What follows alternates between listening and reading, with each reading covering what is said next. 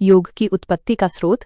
योग की उत्पत्ति प्राचीन भारत में हुई थी। इसका इतिहास हजारों साल पुराना है और इसे सिंधु सरस्वती घाटी सभ्यता से जोड़ा जाता है। पतंजलि के योग सूत्र को योग के व्यवस्थित अध्ययन के लिए सबसे महत्वपूर्ण ग्रंथों में से एक माना जाता है। योगासन की उत्पत्ति। योगासन योग के शारीरिक आसन हैं। माना जाता है कि इनकी उत्पत्ति भी भारत में हुई थी। समय के साथ विभिन्न ऋषियों और योगियों ने विभिन्न आसनों का विकास किया। मुख्य स्रोत।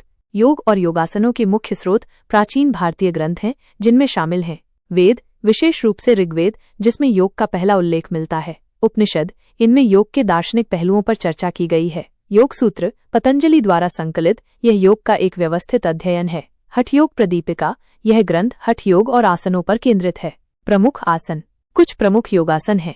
ताड़ासन, पर्वत मुद्रा, वृक्षासन, वृक्ष मुद्रा, त्रिकोणासन, त्रिकोण मुद्रा, भुजंगासन, कोबरा मुद्रा, धनुरासन, धनुष मुद्रा, शीर्षासन, शीर्ष मुद्रा, सर्वांगासन, सर्वांग मुद्रा, शवासन, शव मुद्रा।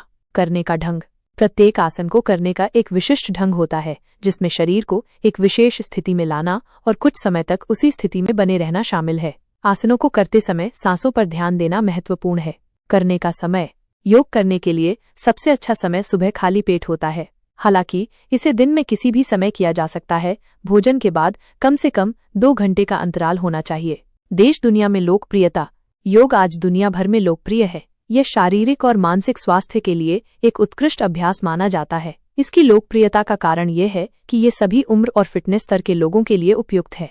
ये ध्यान रखना महत्वपूर्ण है कि योग केवल शारीरिक व्यायाम नहीं है, बल्कि ये एक समग्र अभ्यास है जिसमें ध्यान, श्वास तकनीक